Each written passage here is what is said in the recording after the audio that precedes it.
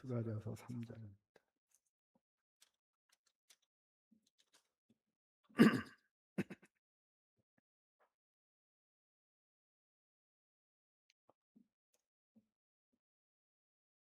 3장 1절부터 10절까지 다 같이 한 목소리로 합독을 하겠습니다. 3장 1절부터 10절까지 시작.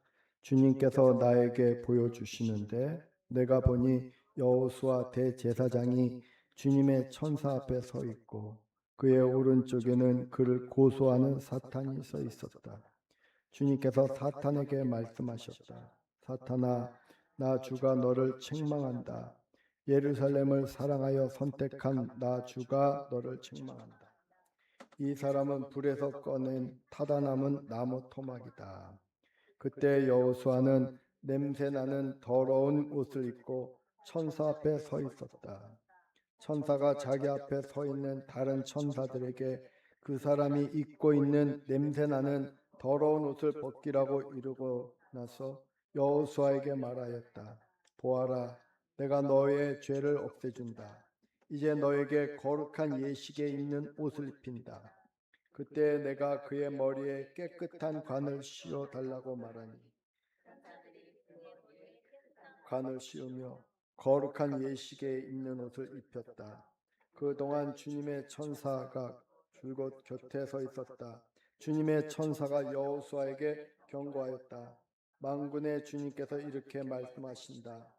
네가 내 도를 준행하며 내 율례를 지키면 내가 내 집을 다스릴 것이요 내 뜰을 지킬 것이며 여기에서 섬기는 사람들 사이를 자유로이 출입하게 될 것이다. 여호수아 대제사장은 들어라. 여기 여호수아 앞에 앉아있는 여호수아의 동료들도 함께 잘 들어라. 너희는 모두 앞으로 나타날 일의 표가 되는 사람들이다. 내가 이제 새싹이라고 부르는 나의 종을 보내겠다. 나 만군의 주가 말한다. 내가 여호수아 앞에 돌 한 개를 놓는다. 그것은 7 눈을 가진 돌이다. 나는 그 돌에 내가 이 땅의 죄를 하루 만에 없애겠다는 글을 새긴다. 나 만군의 주가 말한다.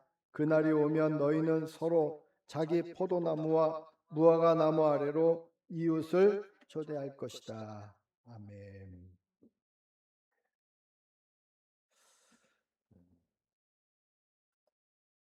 이 학개서는 성전 그 바벨론의 포로로 끌려갔던 이스라엘 사람들이 귀환을 해가지고 성전을 제대로 짓지 못하고 한 16년이 흘렀어요. 그 성전을 지을 만한 형편이 안 되고 그 힘도 없고 그래서 자기 집만 짓고 성전을 못 짓고 있을 때 하나님이 학개 선지자를 일으켜서 성전을 지으라고. 그리고 너희가 그렇게 판벽한 집, 그 멋진 집에 너희들은 살면서 하나님의 집이 없는 게 말이 되느냐. 그래서 열심을 내서 성전을 쳐라. 그럼 내가 도와주겠다. 성전을 좀 내가 함께 하겠다. 그런 말씀을 학개서를 통해서 주신 거죠. 성전을 짓게 하나님이 허락했다는 것은 하나님이 내가 너희와 함께 하겠다. 성전은 주님이 거하시는 거잖아요. 이스라엘 백성들이 광야에서 나왔을 때 회막을 짓게 한 거는 회막 안에 내가 거하겠다. 그런 말이죠. 또 솔로몬을 통해서도 성전을 짓게 한 거는 다윗을 통해서 성전을 짓도록 허락한 것은 그 안에 하나님이 함께 하시겠다. 스가랴서는 그 학개 선지자가 와서 예언을 하고 백성들을 동료해서 이제 성전을 짓기 막 시작할 그때쯤에 또 학개 선지자를 하나님이 또 보내셔가지고 또 예언을 하게 하는데 스가랴서는 지금 성전을 짓고 이제 잘하고 있다.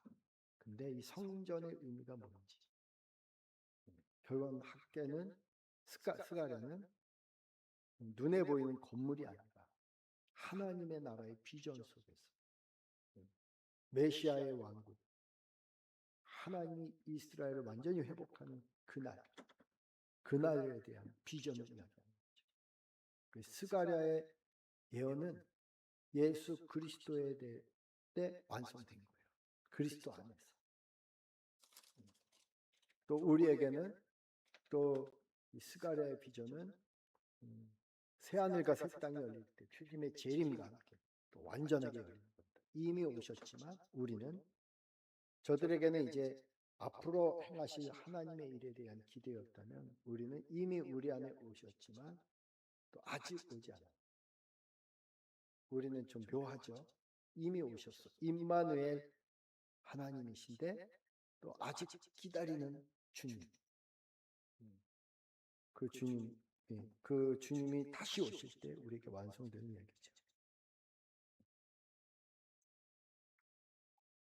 스가랴에게는 그래도 많은 환상을 주십니다. 한 8개 정도의 환상을 주는데 우리가 1장과 2장에서 한 3가지 환상을 봤죠. 화석류 나무 사이에 선 사람. 화석류 나무에 섰다는 것은 화석류 나무는 이스라엘 땅에 있는 그 상록수인데 키가 작은 사시사철 피는 그리고 향기도 있고 꽃도 꽃술이 아주 높이 올라오는 그런 나무예요. 그 화석류 나무 사이에 있는 한 사람. 이스라엘 백성들 가운데 함께 하시는 하나님 그 환상을 보여줬죠. 그리고 네 뿔과 네 대장장. 뿔을 꺾어버리는 대장장. 하나님의 사람들. 하나님이 함께하는 사람들이 그 제국의 뿔, 교만한 뿔을 꺾는다는 그런 말씀을 주셨고 측량줄을 손에 잡은 사람 또 환상을 주셨어요. 그 환상은 이제 하나님이 이제 띠를 띄우고 이제 성전을 이제 건축하기 시작한다. 하나님이 하신다. 하나님이 하시는 일을 보라는 거죠. 동참해서 하나님의 일에 함께 참여해서 보라는 거죠. 3장에서 또 하나의 환상을 보게 됩니다. 이 환상은 하늘에서 펼쳐지는 사건이었어요. 여호수아 대제사장이 주님의 천사 앞에 서 있고 그의 오른쪽에는 그를 고소하는 사탄이 서 있었다. 주님께서 사탄에게 말씀하셨다. 사탄아, 나 주가 너를 책망한다. 예루살렘을 사랑하여 선택한 나 주가 너를 책망한다. 이 사람은 불에서 꺼낸 타다 남은 나무 토막이다. 사단을 책망하시는 하나님. 근데 사단을 왜 책망했죠? 사단이 대제사장 여호수아를 참소했어요. 하나님이 택한 사람을 사단이 참소했어요.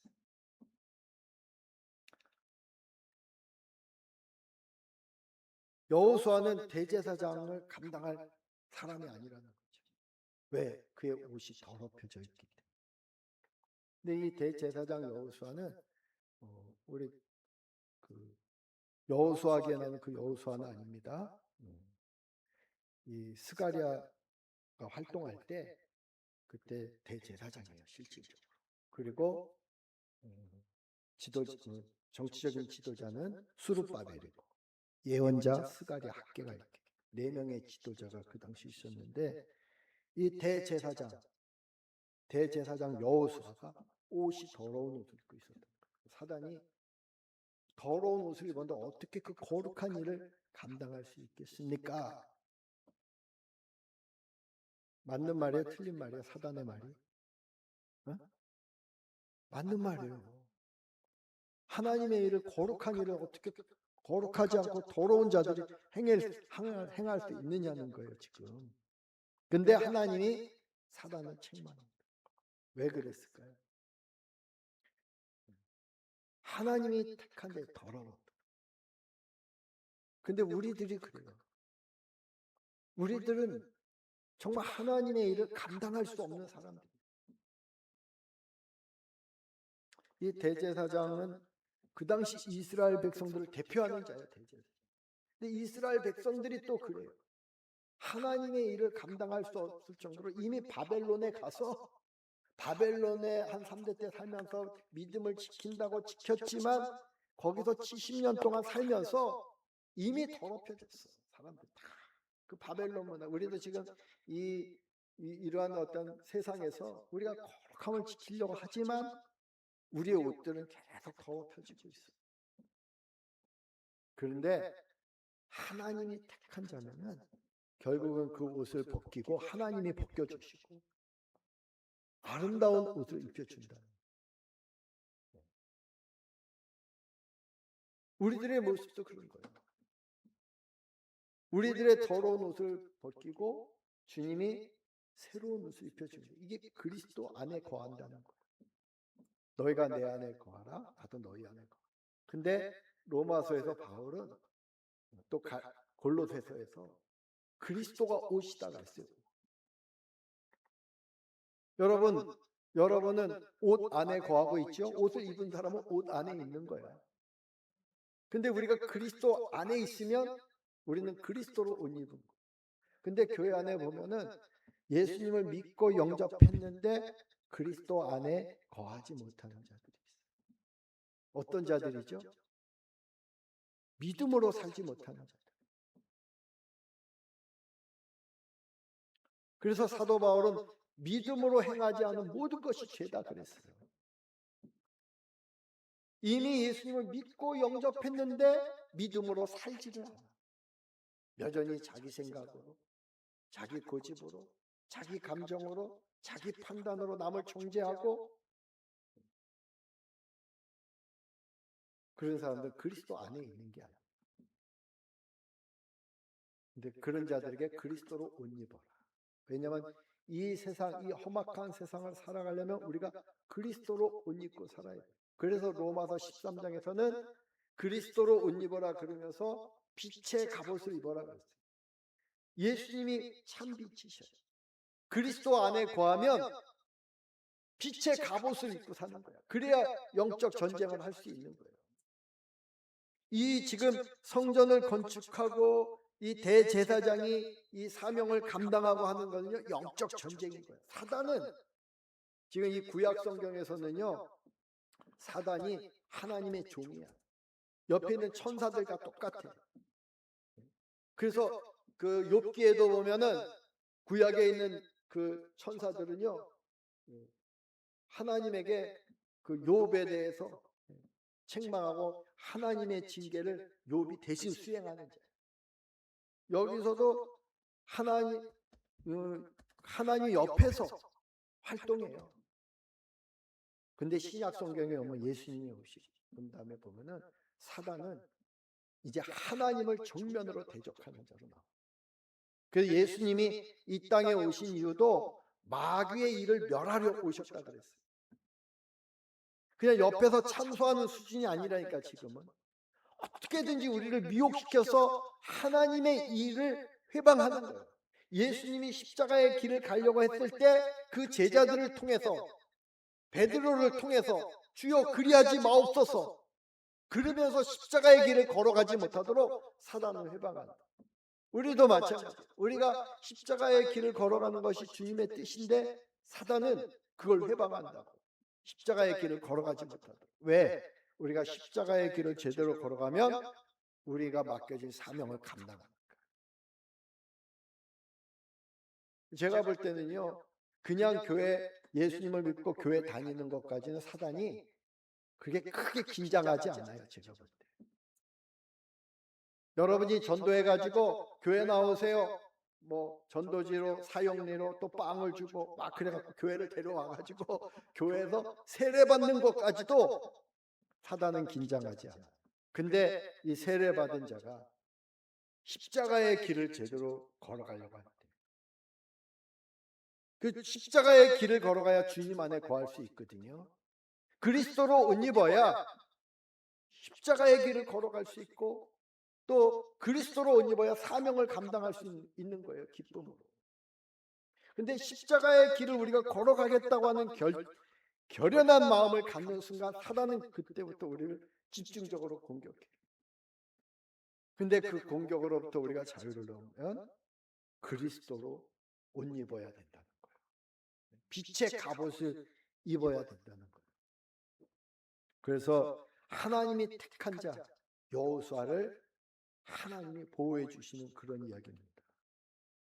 그때 여호수아는 냄새나는 더러운 옷을 입고 천사 앞에 서 있었다. 천사가 자기 앞에 서 있는 다른 천사들에게 그 사람을 입고 있는 냄새나는 더러운 옷을 벗기라고 이르고 나서 여호수아에게 말하였다. 보아라, 내가 너의 죄를 없애준다.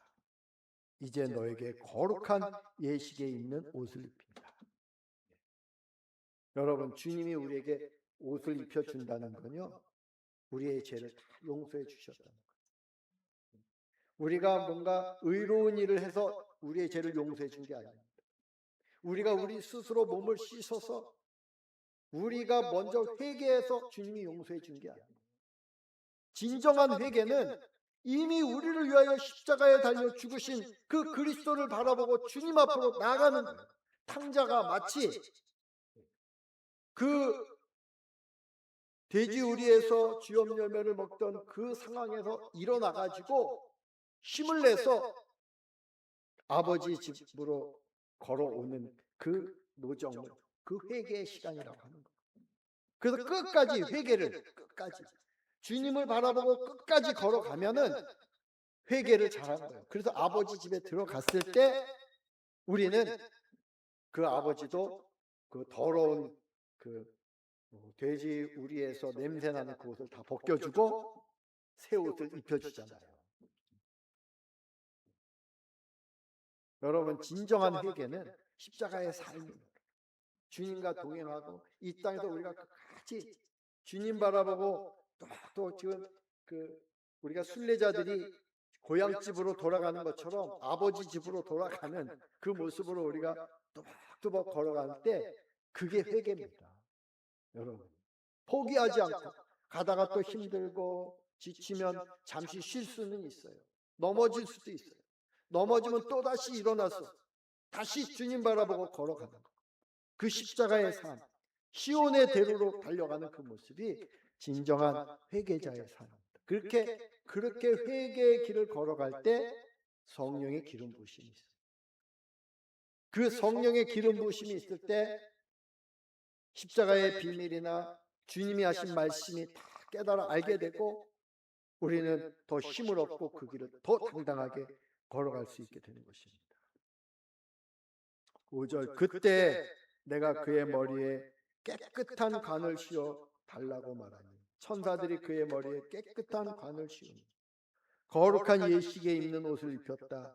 그동안 주님의 천사가 줄곧 곁에 서 있었다. 이 관을 씌운다는 건요, 여기는 성결이라는 뜻이 있는데 그 대제사장들이 관을 쓰고 이랬거든요.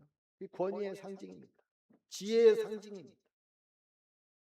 우리가 깨끗하게 이제 우리가 온전히 회개하고 십자가의 길을 걸어갈 때 하나님은 우리에게도 관을 씌워줍니다. 너는 거룩한 자다. 그래서 우리가 성도라고 하는 거예요. 주님이 우리를 성도라고 불러주는 거예요. 십자가의 길을 걸어갈 때. 그냥 교회를 이렇게 다니는 사람은요, 그 자체가 성도가 아니에요. 근데 정말 예수님과 동행하면서 십자가의 길을 걸어가는 자들은 그들을 거룩한 무리라고 하는 거예요. 만군의 주님께서 이렇게 말씀하신다. 네가 내 도를 준행하면 또 내 율례를 지키면 네가 내 집을 다스릴 것이요 내 뜻을 지킬 것이며 여기에서 섬기는 사람들 사이를 자유히 출입하게 될 것이다. 여러분, 우리가 주님의 도를 준행하는 게 뭐냐면 이미 우리가 그리스도 안에서 그리스도와 함께할 때 주님의 도를 준행할 수 있는 거예요. 바리새인처럼 하나님의 말씀을 지키겠다고 자기 열심으로 그 말씀을 막 암기하고 말씀대로 살아보려고 하는 게 주님의 도를 지키는 게 아니고, 주님의 도를 준행한다는 것은 그리스도 안에서 걸어가는 거예요. 내가 곧 길이요 진리요 생명이라 그러죠.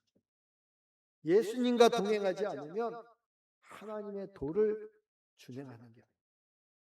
우리가 십자가의 길을 걸어가지 않으면 그리스도의 도를 우리가 준행하는 게 아니에요. 내 율례를 지키며 우리가 주님 안에 있을 때 주님의 율례를 지킬 수 있는 거예요. 주님과 함께 갈 때 주님의 율례를 지킬 수 있는 거예요. 주님이 말씀하셨잖아요. 오른뺨을 치거든 왼뺨을 돌려대고 겉옷을 달라고 하면 속옷까지 내어주고 오리를 동행하자고 하면 십리까지 가. 근데 그거는요, 여러분이 주님 안에 있을 때 가능한 거예요. 예수님과 동행할 때 가능한 거지.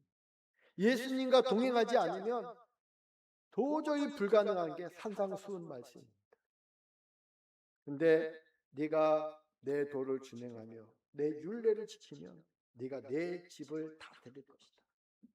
그래서 우리 보고 왕 같은 제사장이라 그랬잖아요. 요한계시록에도 왕 노릇하게 된다고 말씀하잖아요.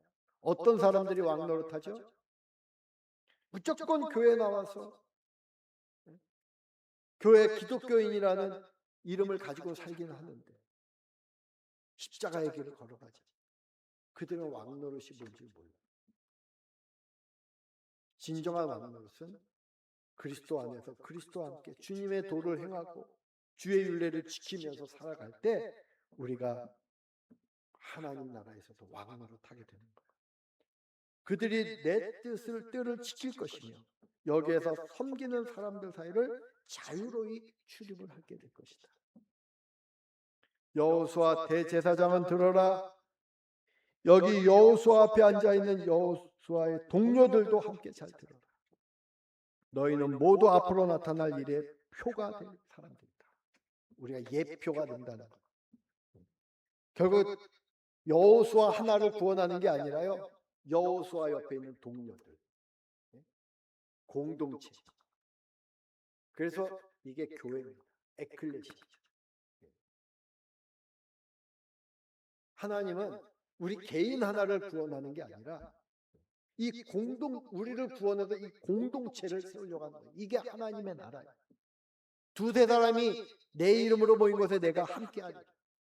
결국은 나 하나 변화되는 게 아니라 나의 변화를 통해서 또 옆에 함께 여호수아가 변함으로 말미암아 여호수아의 동료들도 함께.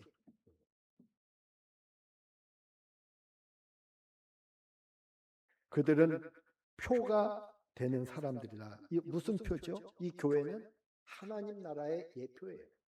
우리는 이 교회 안에서, 이 공동체 안에서 하나님의 나라를 경험하는 것이고, 이 완전한, 이것이 이 표가 가리키는, 이 사인이 가리키는 완전한 실체는 새하늘과 새 땅에 우리가 들어가서 영원히 왕노릇하는 하나님의 나라, 하나님의 도성을 말하는 거죠. 나 만군의 주가 말한다. 내가 여호수아 앞에 돌 한 개를 놓는다. 그것은 7 눈을 가진 돌이다. 그 앞에 내가 이제 새싹이라고 부르는 나의 종을 보내겠다. 이 싹이 뭘까요? 예수 그리스도를 상징하거든요. 싹은 생명입니다. 예수님이 내가 길이요 진리요 생명이다 그랬잖아요. 여러분, 싹이 커요, 작아요? 싹은 작아요. 작다는 게 한문으로 어떻게 뭐라 그래요? 적을 소자. 소자 알죠? 소자. 소자가 어떻게 생겼어요? 소자는요, 이렇게 땅이 있어요. 땅인데 여기서 싹이 올라와. 싹이. 땅을 뚫고. 그러면 이게 땅이 딱 터지죠? 그러면 싹이 쫙 올라와. 이게 소자예요. 땅이 터져서 올라온 거. 맞죠? 그게 소자예요. 소자. 하나님의 나라가 이렇게 작게 시작하는데 눈에 보이지 않는 땅 속에서부터 부활 생명으로 올라오는 거거든요. 근데 생명이 있으면 그 생명은 나중에 나무가 되고 큰 그늘도 되고 열매도 맺고, 그렇죠? 근데 생명이 없으면은요, 이거는 결국은 없어지게 돼 있어요. 생명은 계속 자라게 돼 있어요. 하나님의 나라가 그런 거예요. 그리스도의 생명, 그 숫자가 적은 게 아니라 숫자가 많을 필요가 없어요. 적어도 생명이 있느냐. 우리가 이렇게 몇 사람이 모여도 우리 안에 생명이 있느냐. 아무리 많은 숫자가 모여도 생명이 없으면 아무 의미가 없어요. 제가 볼 때 그 올림픽 공원을 가보니까 거기 많은 사람이 모였는데 어떤 모임에는 생명이 없어요. 사람들은 많은데 그들은 진짜 참정권, 그 참정권을 빼앗긴 것에 대한 그 분노심 때문에 모였는데 사람들의 마음이 강팍하고 그리스도가 들어갈 마음이 없어요. 근데 어떤 사람들 보면 그 전체 모임이 아니라 구석구석 한쪽에서 정말 겸손하게 기도하고 찬양하고 예배하는 자 생명이 있어요. 별 볼 일 없는 것 같아요. 근데 그 생명의 기도를 듣고 하나님께서 분위기를 만들어 간다고 저는 믿어요. 거기 많이 모인 사람, 떠드는 사람, 목소리 터져라, 제 선거 외치고 그 사람들 때문에 하나님이 일하시는 게 아니고 그 분노의 마음을 가지고 모인 사람들 때문에 하나님이 일하는 게 아니고 정말 나라와 민족을 위해서 기도했던 그리스도의 생명으로 기도했던 그들 때문에 저들도 모아주고 거예요 지금. 그리고 이 사건도 터뜨립니다. 여러분, 그 하나님의 나라의 생명을 볼 수 있는 자들이 되기를 주님의 이름으로 축원합니다. 그 올림픽 공원 안에서요, 저는 기도가 그거예요. 이게 어떻게 확산되고 이게 뭐 갑자기 확 세상을 변화시키고 그게 아니고요. 주님, 저 안에 생명의 불이 꺼지지 않게 해주십시오. 생명이 사라지지 않게 해주세요. 누군가가 한쪽이 누군가 쓰러지면 또 생명이 일어나게 하시고 그리스도의 생명이 계속 타오르게 해주세요. 그 올림픽의 그 성화불이 있잖아요. 성화불. 그거는 원래 그 그리스의 신전에 내리는 불이거든요. 그 영원히 그 불이 꺼지지 않게 하겠다고. 근데 우리가 3년 전에 거기 갔을 때 그 불을 상징하는 올림픽 재단 상징 큰 조형물이 있었거든요. 근데 한 3년 만에 그게 없어졌더라고. 그 조형물이 없어졌어요. 전 너무 감사하다. 그리고 그때는요, 저희가 갔는데 거기 가서 찬양을 우리가 할 때 3년 전에 우리가 이제 한반도를 제가 걷고 그 마지막 날 서울에 입성하자마자 처음으로 이제 우리 차영희 선교사님, 그다음에 송로빈 선교사님, 그다음에 양평 쪽으로 해서 하나님이 이제 어디야 저기 경기도 이천쯤에서 서울을 협공으로 들어가라 이런 말씀을 주셔가지고 저는 그 이천에서 곤지암으로 해서 성남으로 해서 송파로 들어왔고요. 우리 차 선교사님이랑 6명은 양평으로 가갖고 양평에서 강을 타고 쭉 올라와서 송파로 들어왔거든요. 그리고 우리가 이렇게 양쪽으로 협공에 들어가서 어디서 만났냐? 올림픽 공원에서 만났어요. 그리고 거기서 우리가 그 공원에서 찬양을 하는데 그때는 한 그 관리인이 쫓아나와가지고 난리를 친 거예요. 여기는 저기 모든 시민들이 함께 어울리는데 여기서 찬양을 하면 어떡하냐고 우리 보고 여기 왜 큰 소리 치냐고. 근데 지금은 보니까 우리보다 더 큰 소리가 막 나고 또 찬양도 많이 일어나는데 아무도 제재를 안 해. 하나님이 3년 동안 그 작업을 하신 거예요. 거기에 그 악하고 더러운 것들을 몰아내고 예배드릴 수 있는 장소로 바꾸셨죠. 가보니까 없어진 게 2가지가 있는데 그 3년 전하고 그 조형물 올림픽 이 성화봉송의 큰 조형물 기억날 수도 있을 거예요. 제가 사진 나중에 보여주면 큰 조형물이 있었어요. 불타는 조형물. 그게 없어졌어요. 그리고 그 관리하던 사람, 그 어떤 입구에 그 이렇게 방범조소처럼 만들어 거기서 들어오는 사람 감시하고 그랬는데 그 감시초소죠. 그게 없어졌어요. 그게. 그리고 거기에서 하나님이 일하시겠다고. 거기에 생명을 넣으신 거예요. 지금 생명을 부어주신 거예요. 주님이 그곳에 함께 하신 거예요. 근데 사단은 그걸 어떻게든지 꺼뜨리려고, 그 불을 꺼뜨리려고, 생명의 불을 꺼뜨리려고, 그 악한 분노의 불, 강팍한 불, 교만의 불, 이기적인 불, 분열의 불, 그런 걸 계속 집어넣어가지고 불을 흩뜨리려고 지금 그러고 있는데 여러분 기도하시고 그리고 여러분이 가세요. 저는 거기 가서 그거 외칠 필요 없어요. 우리는. 전 가서 그거 제 선거 뭐 그거는 제가 안 외쳐도 그들이 하니까 그건 우리 영역이 아니에요. 그 재선거 뭐 참정권 보장 참정권 있어도 그만 없어도 그만이야. 저희는 우리가 하나님 나라 백성인데 뭐 그거 하나님이 다스리고 있는데 그 민주 시민들만 하는 거고 우리 하나님 백성은 꼭 그렇게 할 필요 없어. 근데 거기서 조용히 기도하고 그 불이 꺼지지 않도록. 그러면 여러분 한 사람 때문에 여러분의 기도 때문에 하나님이 일하시는 거예요.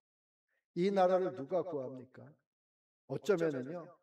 저기서 모였던 사람들은 만약에 새로운 세상이 오면 우리가 했다고 교만해서 이제 또 그게 자기 의가 돼가지고 그럴 수 있어요. 근데 하나님이 하시는 그들 때문에 교만해진 사람이면 하나님 또 꺾어요. 그래서 우리가 기도해야 됩니다. 그리고 한 사람이라도 거기서 생명이 살아날 수 있도록. 나 만군의 주가 말한다. 그 날이 오면 너희는 서로 자기 포도나무와 무화과 나무 아래로 이웃을 초대할 것이다. 포도나무 하면 뭐가 생각납니까? 예수님이 나는 참 포도나무. 아버지는 농부시고 너희는 가지라 그랬잖아요. 무화과 나무는요 이스라엘 백성을 상징해요. 그래서 예수님이 마가복음에 보면 무화과 나무에 열매가 없기 때문에 무화과 나무를 저주했어요. 이스라엘은 하나님의 백성인데 하나님의 백성이 열매가 있어야 되는데 열매가 없으면 저주받는 거예요. 그래서 그들이 결국은 예루살렘이 멸망하고 그리고 전 세계로 흩어진 거 아니에요? 열매 없는 이스라엘 백성들. 그 무화과 나무는 하나님의 백성을 상징해요. 우리들이. 근데 우리들도 우리가 이렇게 모였는데 우리가 기도하고 찬양하는데 결국은 열매가 없어. 결국 우리는 찬양하고 기쁘고 즐겁게 찬양하고 예배를 드렸는데 하나님 나라에 하나님이 기뻐하시는 열매가 없어. 그럼 우리도 심판받는 거예요. 근데 열매는 누가 맺습니까? 생명이 있는 나무가 맺는 거예요. 우리가 그리스도 생명이신 그리스도에게 붙어 있을 때 열매 맺는 거예요. 이 무화과 나무가 결국은 포도나무이신 예수 그리스도와 하나 될 때 머리이신 주님, 교회의 머리 대신 주님과 하나 될 때. 그래서 여기서는 포도나무와 무화과 나무 아래로, 그러니까 주님이 교회의 주인 대신 그 공동체 안으로 이웃을 초대하게 된다. 할렐루야.